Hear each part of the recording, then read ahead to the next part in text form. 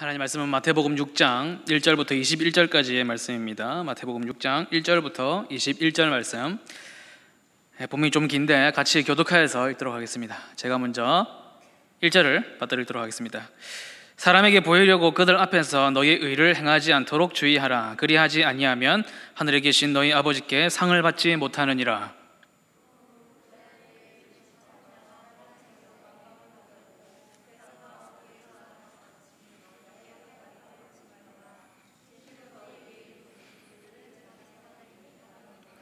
너는 구제할 때에 오른손이 하는 것을 왼손이 모르게 하여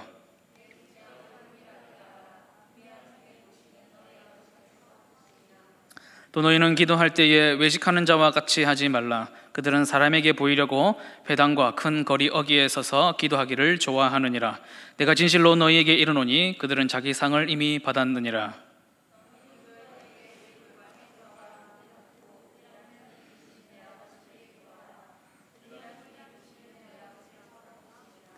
또 기도할 때에 이방인과 같이 중언부언하지 말라. 그들은 말을 많이 하여야 들으실 줄 생각하느니라.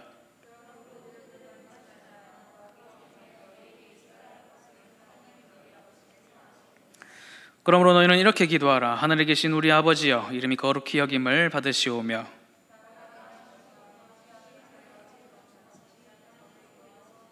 오늘 우리에게 일용할 양식을 주시옵고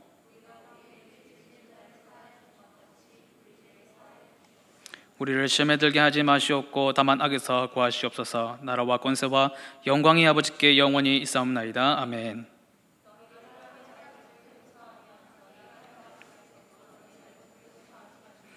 너희가 사람의 잘못을 용서하지 아니하면 너희 아버지께서도 너희 잘못을 용서하지 아니하시리이다.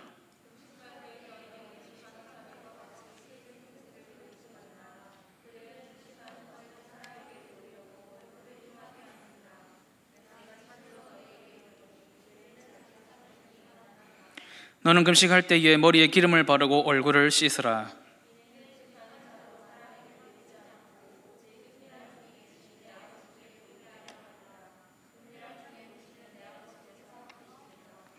너희를 위하여 보물을 땅에 쌓아두지 말라. 거기는 좀과 동록이 해하며 도둑이 구멍을 뚫고 도둑질하느니라.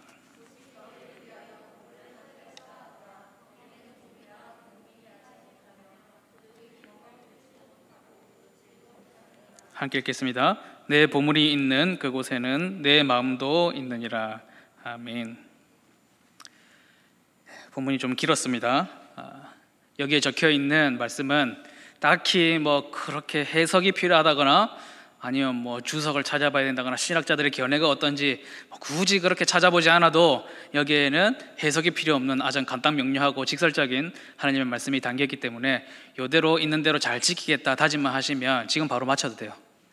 그렇지만 저와 여러분의 연약함을 알기 때문에 말씀을 한번 나눠보도록 하겠습니다. 본문이 길었지만 처음에는 구제에 대해서 말씀하시고 두 번째는 기도, 심지어는 주기도문이라고 부르는 주기도를 가르쳐 주셨어요. 그리고 금식에 대해서 말씀을 하십니다. 구제와 기도와 금식, 요 세 가지는 이렇게 우연히 모여 있는 것이 아니고 이 세 가지라는 것은 당시 그 사회에서 가장 중요한 어떤 종교 활동 중에 3요소, 바로 이 세 가지였습니다. 하나님 앞에서 우리가 드릴 수 있는 가장 예배적인 행위 중에 가장 귀중한 것들이 무엇이냐 얘기하면 요 세 가지를 꼽았습니다. 기도와 금식이라고 하는 것은 예배에 연관된다는 것이 굉장히 금방 떠오르는데 이 구제라는 것이 약간 거리가 있는 것 같아요. 구제가 예배가 된다고? 이렇게 현대 우리 언어로 바꾸면 이제 헌금이 되겠습니다. 당시에는 그렇게 이해했어요. 이 헌금은 어려운 자를 위해서 돕고 중보하는 일에 쓰였습니다. 물론 우리 교회뿐만 아니라 현대의 많은 교회들도 헌금을 그렇게 많이 사용하고 있죠. 예배에 관해서 우리가 생각할 때에 첫 번째로 기억해야 하는 사실이 있다면 바로 하나님께서 예배를 정말로 기뻐하신다라는 사실입니다. 하나님께서 기뻐하시는 일 중에서도 가장 큰 기쁨, 예배입니다. 이 사마리아 우물에서 한 여인을 만나셔서 예수님과 이런저런 대화를 나누는 대목이 나오는데 하나님께서 지금도 간절히 누군가를 찾고 계신다라는 것을 그 여인에게 가르쳐 주십니다. 누구를 찾고 계시느냐? 백마탄 환자를 찾고 계시냐? 아니면 절세의 미녀를 찾고 계시느냐? 그렇지 않다는 것이죠. 요한복음 4장 23절에 보면 하나님께서는 영과 진리로 예배하는 자들을 찾고 계신다, 그렇게 말씀합니다. 우리 하나님께서 지금도 눈에 레이저 나오듯이 쌍심지 불을 켜시고 예배하는 자들을 찾고 계신다라는 것입니다. 그런데 하나님께서 그렇다고 해서 모든 예배를 기뻐하시는 것만은 아닙니다. 기쁨이 아니라 오히려 하나님의 기분을 상하게 하는, 마음에 상처가 되는 혹은 역겨움이 되는 그런 예배들이 있다는 것이죠. 구약시대에 하나님께서 몇 번 이렇게 말씀하신 적이 있어요. 누가 좀 가가지고는 저기 성전 문 좀 닫아버려라. 역겨운 예배를 드리러 오는 저자들을 도저히 들어오지 못하도록 쫓아내라. 누가 좀 막아다오. 이렇게 얘기하는 부분들이 몇 부분 있습니다. 또 한 번은 더 심한 말씀도 하셨는데요. 말라기 2장 3절의 말씀을 보면 이런 얘기가 나오는데, 쉽게 말하면 이렇습니다. 쉽게 말하면 당시에 예배를 제사로 드렸으니까 제사를 드리기 위해서 짐승들을 이제 데리고 왔지 않겠습니까? 짐승들이 오면은 또 먹기만 합니까? 또 싸잖아요, 그죠? 그 똥을 가지고 얼굴에다 갖다 발라버려라. 하나님께서 그렇게 얘기를 하셨습니다. 저기 똥 한 바가지 퍼가지고 저 들어오는 저 인간 얼굴에 발라버려라. 역겨운 예배를, 내 마음을 상하게 하는, 내 기분을 더 안 좋게 하는 예배를 드리는 저 사람의 얼굴에다가 뭘 바르라고요? 나만 입에 이런 거 담을 수 없잖아요. 뭘 바르라고요? 뭐 침묵 시위예요? 하나님께서 정말 이렇게 말씀하셨어요. 정말 제가 찍어낸 얘기가 아니고. 말씀이 좀 심하시잖아요, 그죠? 어떻게 그런 얘기를 할 수 있을까? 구약에 가끔씩 하나님께서 이렇게 말씀하시는데, 왜 그러냐면 하나님께서 그만큼 이 예배에 대한 기대, 예배에 걸고 계시는 기대와 관심이 그만큼 크다는 거예요. 그래서 그 기대에 부응하지 못하면, 그 관심에 부응하지 못하면 실망감이 너무 큰 것이죠. 그래서 하나님께서는 예배를 너무나도 소중하게 여기시기 때문에 그 예배를 훼손하는 사람들에 대해서는 이렇게까지 이제 역정을 내시는 것이죠. 그러면 어떤 예배에 대해서 하나님께서 이렇게 진노하시는가? 그 이야기를 예수님께서 오늘 본문을 통해서 쭉 이렇게 들려주시는 거예요. 한번 찾아보죠. 하나님께서 어떤 예배에 대해서 진노하시느냐? 바로 2절에 나오는데요. 사람에게 보이려고 드리는 예배. 2절 말씀해 보니까 사람에게서 영광을 받으려고 드리는 예배, 요거를 지적해서 말씀하십니다. 사람 앞에, 사람에게 보여주려고 드리는 예배를 하나님께서 굉장히 역겨워하시고 진노하신다는 것이죠. 제가 이 부분에 대해서는 사소한 경험이 있어요. 너무 사소한 거라서 간단한 예를 들자면, 제가 또 찬양을 좋아해가지고 찬양하는데, 지금은 잘 그럴 자리가 없지만 옛날에는 뭐 수련회, 찬양 집회 이런 데 가면 손 들고 찬양하는 일이 많잖아요, 그죠? 근데 이 손 들면 이 손이 어떻게 하면 멋있는가 연구를 했어요. 손을 다 펴면 멋이 없더라고요. 그래서 이게 새끼손가락을 약간 이렇게 하고 약간 이렇게 들면 이게 멋있나 이렇게 하고 연구한 적이 있습니다. 뭐 하려고 그랬을까요? 하나님이 손에 관심이 있으셔서 그랬을까요? 누가 나의 찬양하는 모습을 좀 멋있게 봐줬으면 좋겠다, 그런 마음이 있었던 것이죠. 그 예배의 가장 기본 원리가 있습니다. 기본 1원리, 제일 첫 번째 원리는 예배는 하나님께 드리는 것이다. 예배의 대상은 오직 하나님이시다. 그런데 이 주님께서 보시니까 말은 그렇게 해요. 하나님께 예배 드립니다, 하나님께 나아갑니다, 하나님 영광 올려드립니다 하는데 행동이 다른 것이죠. 몸은 분명히 예배당에 와가지고 하나님 앞에 서 있는데 마음은 딴 데가 있는 거예요. 말은 하나님께 예배 드린다고 한 목소리로 얘기하지만 그 속을 보니까 하나님은 안중에도 없더라. 마음은 콩밭에 가 있더라. 어디로 가 있느냐? 하나님이 아니고 사람에게 쏠려 있더라. 하나님, 내 찬양을 통해서 얼마나 큰 영광 받으실지, 내 마음이 얼마나 하나님께 닿을지를 고민하는 것이 아니라 손이 어떻게 멋있게 보일 수 있을지를 고민하고 있더라는 것이죠. 하나님께서 역겨워하십니다. 그때 당시에는 제 얼굴에도 똥냄새가 좀 났을 것 같아요. 그런 예배를 조목조목 예를 들어서 설명을 해주세요. 예수님께서 어느 날 길을 가시는데 어떤 사람이 구제하는 모습을 보시고 이 얘기를 하십니다. 헌금하는 모습을 보셨다는 것이죠. 그 모습을 보고 예수님께서 한마디로 요약을 하세요. 2절에 뭐 하지 말라? 나팔 불지 마라. 무슨 말입니까? 헌금할 때 그냥 이렇게 안 하고, 자 여러분 보세요, 제가 헌금합니다. 헌금. 자 동네 사람들 다 와보세요, 제가 헌금합니다. 김집사님, 장로님, 목사님 다 와서 보세요, 제가 헌금합니다.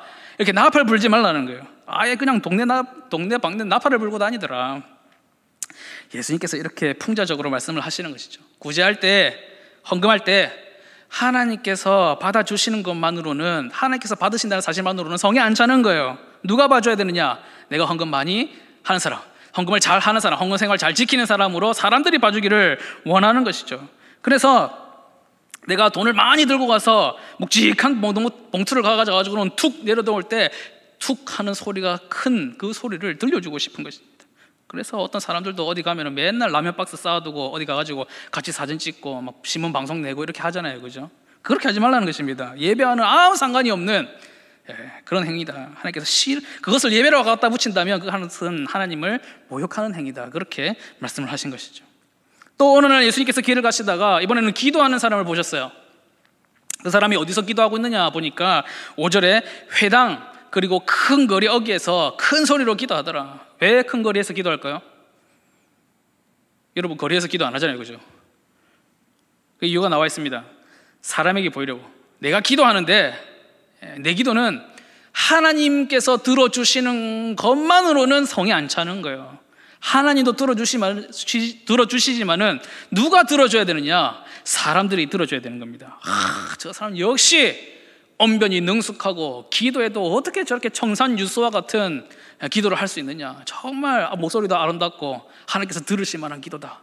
정말 기도 생활 열심히 하는 사람이다. 이런 인정들이 필요한 것입니다. 하나님께서 그 장면을 보시고는 어떤 마음이 드셨느냐? 저기 똥 한 바가지 타가지고는 얼굴에다 갖다 바르고 싶다는 거예요. 왜냐하면 그 행위가 하나님의 얼굴에 먹칠을 하는 행위라 마찬가지였기 때문이죠. 또 어떤 날은 예수님께서 길을 갑니다. 이번에는 금식하는 사람을 보셨어요. 왜 금식하느냐? 하나님께 기도할 때에 나에게 필요한 내 생명을 유지하는 이 모든 것들을 끊고 오로지 하나님의 은혜만 기대하고 이 기도가 응답되기를 간절히 소망합니다 라는 마음으로 금식을 해야 되는데 어떻게 하고 있느냐? 이마에다 쓴 거예요. 나 금식 중 지금 12일째, 오늘 아침도 굶었음. 이 다 써놓은 거예요. 얼굴에다가 막 팻말 걸고 막 뭐 궁서체로 진한 글씨로 큰 폰트로 하나님께서 내 금식하며 기도하는 것을 알아주시고 그 기도에 응답해 주시는 것만으로는, 그것도 꼭 필요하지만 그것만으로는 성이 안 차는 거예요. 누가 봐줘야 되느냐? 누가 알아줘야 되느냐? 사람이 알아줘야 된다는 것이죠. 저 사람은 역시 대단해. 금식까지 하고. 그런 사람들에 대해서 어떻게 하고 싶어 하시느냐? 얼굴에 똥떡이 오를 때까지 그냥 발라버리고 싶어 하신다는 것입니다. 이렇게 사람에게 보이려고 예배를 드리는 사람을 향해서 예수님께서 표현하신 말씀이 있습니다. 외식하는 자다, 그렇게 얘기를 하셨어요. 제가 신대원에 다닐 때 정말 끊임없이 거의 하루도 빠짐없이, 거기는 아무것도 없거든요. 주변에 차를 타고 나가야 됩니다. 어디 식당 같은 데 가려면 매일같이 나가는 친구가 있었어요. 외식하려고. 그래서 제가 그 친구에게 붙여준 별명이 있습니다. 저보다 배가 더 나왔어요. 아주 풍족한 친구입니다. 그 친구에게 외식하는 자라는 별명을 붙여줬어요. 그것뿐만이 아니고 진짜 외식을 좀 경계하라는 마음으로 해줬는데 그 외식이 아니죠. 요즘 말로 쉽게 좀 얘기하면 뭐냐면 위선자입니다. 위선자. 하나님께 예배를 드린다는 쇼를 벌이는 사람, 가장 순수해야 할 그 예배의 자리에서 자기 인기를 끌려는 쇼를 만드는 사람, 이 위선자들, 이 외식한 자들을 향해서 예수님께서 뭐라고 얘기를 하시느냐면 그들은 자기 상을 이미 받았느니라, 이렇게 얘기를 하십니다. 2절 마지막 부분에도 나오고 5절에도 나오고 16절에도 나옵니다. 뭐 조목조목마다 얘기하셨어요. 그들은 이미 자기 상을 받았다. 위선적인 예배를 드리는 모든 사람들을 향해서 그 사람들은 이미 상을 받은 사람들이다. 이게 무슨 뜻일까요? 뭐든지 상 받으면 좋으니까 그냥 뭐 나쁘진 않네, 이렇게 받아들이라고 주신 말씀이 아니에요. 하나님께서 말씀하시기를 이 뭔 뜻이냐? 저 인간들은 내하고 이제는 계산 끝났다는 거예요. 줄 거 다 줬고 받을 거 다 받았고 이제는 너하고 거래는 끝났다는 것입니다. 네가 받을 상 다 받았고 내가 줄 거 다 줬고 네가 받을 거 다 받았으니 오늘부터 너하고 나하고는 끝이다. 위선자들이 그 위선적인 예배를 드릴 때에 노리는 상이 무엇이었을까요? 누구에게 보이려고 예배를 했느냐? 사람들에게 보이려고 했습니다. 그 상은 받아가요. 주변의 사람들은 속이기 쉽습니다. 정말 머리를 풀어헤치고 막 꾀제제 해가지고 금식하는 기도를 하고 있으면 저 사람 정말 금식하고 오랫동안 금식하고 신앙이 좋은 사람이구나, 정말 간절히 기도하는 사람이구나 라는 것을 그렇게 생각한다는 것이죠. 그러니까 모종의 목표를 달성하는 거예요. 사람들은 인정해 줍니다. 챙겨갈 거 다 챙겨간다는 것입니다. 그런데 중요한 건 하나님과의 관계는 그날부터 끝이라는 것이죠. 너에게 더 이상 해줄 것도 없고 받을 것도 없고 하나님과 볼장 다 본 것. 그래서 하시는 말씀이 그들은 자기 상을 이미 다 받았다라는 것이죠. 하나님께서 그러셨습니다. 역겨운 예배를 드리려고 하는 그런 사람들, 위선자들, 외식하는 자들 얼굴에 그냥 한 바가지 퍼가지고 발라버려야겠다. 이게 무슨 뜻일까? 무슨 뜻일까요? 그거 바르면 뭐 하자는 거예요? 그냥 끝이라는 거예요. 나하고는 그냥 여기서 끝내자. 너희 예배는 더 이상 안 받고 싶으니까 가거라. 문 닫아라. 쟤는 못 오게 해라. 이제 예수님께서 점잖하게 얘기하셨죠. 저들은 자기 상을 이미 다 받았다. 점잖게 얘기하셨지만 속 의미는 똑같습니다. 매우 두렵게 받아들여야 되는 경고의 말씀이라는 것이죠. 사랑하는 여러분, 사실 우리 삶을 돌아보면 가끔 그런 유혹을 받아요. 예배드리고 뭐 행사하고 뭐 어떤 활동을 할 때, 섬김을 할 때에 자꾸 사람에게 신경이 쓰여요. 하나님께 마음이 가기보다는 사람에게 마음이 자꾸 갑니다. 다 이유가 있습니다. 왜냐하면 사람은 당장에 눈에 보이는데 하나님은 보이시지 않기 때문입니다. 만일 하나님께서 앞에 딱 서 계시는데 부리부리한 눈으로 막 천사와 같이 밝은 빛으로 나에게 바로 앞에 서가지고 보고 계시는데 그 앞에서 막 그렇게 위선적인 예배를 드릴 강심장은 없겠죠. 그런데 우리 부족한 사람들이 이런 유혹에 빠지는 이유는 하나님을 우리가 보지 못하기 때문입니다. 그러나 기억해야 될 것이 있죠. 하나님을 우리가 보지 못한다고 해서 하나님께서 안 계신 것은 아닙니다. 내가 하나님을 못 본다고 해서 하나님께서 나를 못 보시는 것은 아니라는 것이죠. 우리는 하나님을 보지 못하지만 하나님께서는 우리를 지금도 보고 계시고 은밀한 중에 보고 계신다, 그런 말씀을 하시는데요. 은밀한 중에 보고 계실 뿐만 아니라 은밀한 속을 보신다는 것이죠. 여러분, 그러니까 우리가 하나님을 예배 드릴 때는 겉모습만 예배를 막 이렇게 한다고 돼서 되는 게 아니에요. 겉모습에 맞는, 걸맞는 속마음을 준비해야 된다는 것입니다. 그런 분에게 상이 있어요. 진심을 다해서, 마음을 다하여, 모든 정성을 다하여 예배하는 사람들에게는 상이 있는데, 오늘 6절 말씀에 되어 있습니다. 주기도문의 시작이죠. 너희는 기도할 때에 이렇게 기도하라. 아버지여, 하늘에 계신 우리 아버지여, 이렇게 시작하지 않습니까? 6절에 보면 너희는 기도할 때에 내 골방에 들어가 문을 닫고 은밀한 중에 계신 내 아버지께 기도하라. 은밀한 중에 보시는 내 아버지께서 갚으시리라. 이 문장을 읽을 때에 많은 사람들이 제일 중요하다고 생각하는 단어를 은밀한 중, 은밀한 곳, 아니면 이제 골방, 이런 것들에 집중을 해요. 그래서 은밀한 곳에, 골방에서 내 혼자 기도하는 것이 중요하구나. 그것도 중요하죠. 그러나 진짜 중요한 것은 아버지께서 갚으신다는 것입니다. 갚으신다는 것도 딱히 중요하진 않아요. 왜냐하면 아버지에서 얘기가 끝났어요. 예배를 진심으로, 정성으로 다하여 드리는 사람에게 주시는 선물, 아버지를 주십니다. 하나님 앞에서 모든 것을 다하는 그 자녀들에게 하나님은 하나님 자신을 주신다는 것이죠. 위선자들은, 외식하는 자들은, 하나님의 속을 뒤집어 놓는 그런 예배를 드리는 사람들은 절대로 받지 못했던 상, 그들이 놓쳤던 상, 그들은 다른 상을 이미 다 받아가지고는 이 상을 받지 못했어요. 무엇이냐? 바로 하나님입니다. 하나님 아버지. 결코 받을 수 없는 상입니다. 위선자들은 진심으로 예배하는 자들만이 받을 수 있는 존귀한 상입니다. 천지 만물을 지으시고 이 모든 것을 아직도 운행하고 계시는 하나님 아버지를 우리가 선물로 받는다는 것이죠. 사랑하는 수정교회 청년과 성도 여러분, 이 상을 꼭 받으시기 바랍니다. 이 상이 제일 중요해요. 사실은 뭐 또 엄밀하게 얘기하면 이미 받으신 상이기도 합니다. 이 상을 증표로 주신 것이 바로 주기도문 아닙니까? 여러분들 주기도문을 매번 암송하고 자주 암송할 텐데, 할 때마다 맨 처음으로 언급하는 것이 아까 말씀드린 것처럼 하늘에 계신 우리 아버지라고 부르는 데서 이미 얘기가 끝난 것이죠. 하나님을 아버지로 모신 자들만이 드릴 수 있는 기도입니다. 여러분, 살면서 바쁘면 빨간불에 건널 수도 있고 불법 유턴도 할 수 있고 할 수 있죠. 저도 그러기 때문에 그건 이해합니다. 그런데 혹시 그런 죄는 저지르더라도 이 죄만은 결코 짓지 마시기 바랍니다. 거룩한 예배를 내 욕망을 채우기 위한 수단으로, 그런 방편으로 삼는 죄, 그 죄만은 꼭 피하셔야 됩니다. 하나님을 면전에서 모욕하는 일이 됩니다. 하나님께 인정을 받아야 되는데 사람에게 인정받기 위해서 하나님께 예배드리는 것을 방편으로 삼는 일, 그것은 그날부로 하나님과 끝나는 가장 빠른 길이에요. 예배의 요소 중에 우리가 구제, 헌금 이런 것에 대해서 묵상하면서 한 장면이 떠올랐습니다. 적어도 우리 교회는 누구에게 보이기 위해서 막 헌금하고 나팔 불고 그러는 사람은 없습니다. 그런데 반대로 사람에게 안 보이려고 헌금을 하시는 분들이 있어요. 누군가 내가 얼마나 헌금을 하는지 볼까 봐 엄청 숨기면서 이제 헌금하시는 것이죠. 그래서 봉투면 그나마 그냥 넣으면 되는데, 지폐나 이제 현금 같은 경우에는 접어가지고 손을 이렇게 해가지고 기술적으로 이제 아무도 못 보게 이래가지고 이렇게 깊숙이 넣었다가 손을 빼세요. 그죠? 저도 그렇게 합니다. 구약 시대에는 지금처럼 돈을 들이지 않고 이제 지폐나 그런 것이 이제 뭐 되게 돼 있지도 않았으니까 어쨌든 하나님의 법에 따라서 소나 양을 잡아서 하나님께 드렸습니다. 근데 드릴 때 한 가지 원칙이 있었어요. 들판에 있는 것을 보고 어떤 것을 막 들판에 이제 키우고 있는 그런 짐승들을 보면서 무엇을 골라서 택하여 가느냐, 제일 빼빼마른 것으로 드리느냐? 아니죠. 제일 튼튼하고 제일 토실토실하고 흠이 없는 것, 정말 그냥 지금 내가 당장 잡아가지고 육회로 먹고 싶고 양념갈비로 최상급으로 먹고 싶은 그 짐승을 골라서 제물로 드리도록 되어 있었습니다. 그런데 그때도 사람들은 역시나 사람들인지라 가끔 하나님의 눈을 속이려고 하는 사람들이 있었습니다.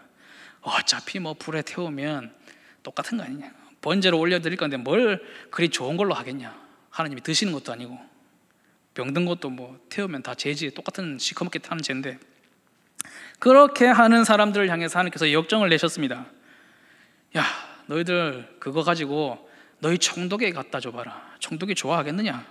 그런 거 잡아서 너희 사장한테 갖다 줘봐라. 너희 사장이 좋아하겠느냐? 그 문맥에서 나와요. 그 문맥에서 그 똥을 너희 얼굴에 바르고 싶다라는 얘기가 나옵니다. 그냥 그저 건성으로 체면 치레로 드리려고 하는 그런 헌금에서 흘러나오는 악하고 더러운 냄새나는 것을 막 그냥 너희 얼굴에 바르겠다. 그러니까 사랑하는 성도 여러분, 헌금하실 때도 정성으로 하시길 바랍니다. 나의 임무니까, 나의 어쩔 수 없는 성도의 교회 다니는 사람의 어쩔 수 없는 임무고 시간이 있으니까 그렇게 드리는 헌금이 아니라 진짜 내 마음을 담는 예물을 하십시오. 11조 10분의 1 계산한다고 바쁘지 말고, 이렇게 드리지 않으면 내 감사를, 나의 삶에 대한 하나님의 은혜를 감사를 표현할 길이 없다. 그 마음으로 드릴 때 그 11조가 온전한 11조가 되는 것이죠. 옛날에는 헌금할 때 여러분 은혜 가지고 새 돈으로 바꿔오시는 분들이 있었어요. 저희 부모님도 처음에는 그랬습니다. 제일 가지고 있는 중에, 바쁘면 안 되면 제일 가지고 있는 중에서 돈 중에서도 제일 빳빳하고 새 돈으로 어떻게든 찾아서 바꿔내려고 그렇게 노력하시고, 안 되면 신문이나 천으로 덮어가지고 막 다림질을 하셨어요. 돈을 다림질을 해가지고 막 이렇게 헌금을 드리고 하셨어요. 지금 여러분한테 다림질 하라는 그런 얘기는 아닌데, 정성을 다하는 마음을 다하는 이 정신만큼은 결코 버려서는 안 된다는 것이죠. 이렇게 숨겨서 한다고 손 목사가 이제 뭐 얼마인지 모르겠죠. 그러나 제가 안 본다고 아무도 모르는 게 아니거든요. 누가 보시죠? 하나님께서 보십니다. 오른손이 하는 일을 왼손이 모르게 하라, 은밀하게 하라고 하신 그 말씀은 아무도 모르게 하라는 말씀이 아니에요. 아무도 모르게 하라는 얘기인 줄 알았죠? 아닙니다. 진짜 자세하게 말씀드리면, 정확하게 말씀드리면 너랑 나만 알도록 해라, 이 얘기예요. 네가 하는 일, 네가 사는 삶, 네가 드리는 예배, 네가 드리는 헌금, 예물, 섬김, 구제, 모든 것이 너와 내가 아는 것으로 남겨두어라. 다른 사람에게 보이려고 하지 말고 가르쳐주지 마라. 우리만의 비밀. 여러분 마음을 다해서 정성을 다해서 헌금하시기 바랍니다. 하나님과의 좋은 추억, 단 둘만이 아는 깊은 추억으로 남게 될 것입니다. 제가 지금은 노래를 잘하는 게 아니에요. 그런데 이 실력이 초등, 중딩 때도 그랬거든요. 발전이 없어요. 그런데 어릴 때는 이게 조금 잘하는 거였습니다. 또래에 비해서 굉장히 잘하는 거였어요. 그래가지고 보는 사람마다 찬양 잘한다, 노래 잘한다 이러니까 목이 곧아가지고 음악도 좋아해보고 찬양 사역을 해볼까 이렇게 생각도 했어요. 그때가 좋았죠. 잘한다 해줄 때가. 그런데 제가 그렇게 찬양에 대해서 이렇게 어떤 노래에 대해서 자부심을 가지고 있을 때 처음 보는 분이 교회에 오셨어요. 그래서 특이한 점은 진짜 심각한 음치였습니다. 너무너무 심했어요. 한음으로 그냥 쭉 부르세요. 한음으로. 조용히 낮게 부르면 괜찮잖아요, 그죠? 한음이라도 낮게, 사랑하는 나의 아버지 이렇게 부르면 되는데 온 고성을 고음으로, 고성 목에 핏대를 세워가면서 그렇게 모든 찬양을 그렇게 부르시더라고요. 거의 가히 괴성에 가까웠습니다. 근데 한 번은 제가 떡잎부터 알아본다고 제가 부모님을 따라서 금요철야를 다녔었거든요. 대단하죠? 그때가 아마 초등학생이었던 것 같은데, 그분이 바로 옆에 앉는 겁니다. 어땠는지 아시겠죠? 근데 그런데 말이죠, 시간이 지나면 지날수록 그 이상한 감동이 있잖아요. 느낌 아시겠죠? 간절함과 진심이 담긴 그 찬양과 그 기도를 옆에서 보고 들으면서 진짜 어린 나이인데도 눈물이 나더라고요. 포장지가 필요 없는 이미 드러난 귀한 선물을 보는 그런 느낌을 받았습니다. 정말 큰 감동이 됐어요, 그때. 그래서 여러분은 저에게 그런 감동을 다시 줄 필요는 없습니다. 이미 여러분의 예배는 하나님께 그런 감동을 드리고 있습니다. 하나님께서는 우리를 나의 찬송을 부르도록, 나에게 예배하도록 지으시고 해산의 고통을 다 감내하시면서 우리를 낳으셨다, 그렇게 말씀하십니다. 그래서 하나님과 우리의 관계가 뭐냐, 뭐 하는 사이냐라고 물어봤을 때에 예배하고 예배받는 사이다, 우리는 예배하는 사이라는 얘기로 그냥 정리가 이제 딱 되는 것이죠. 그런 관계인 것은 틀림이 없습니다.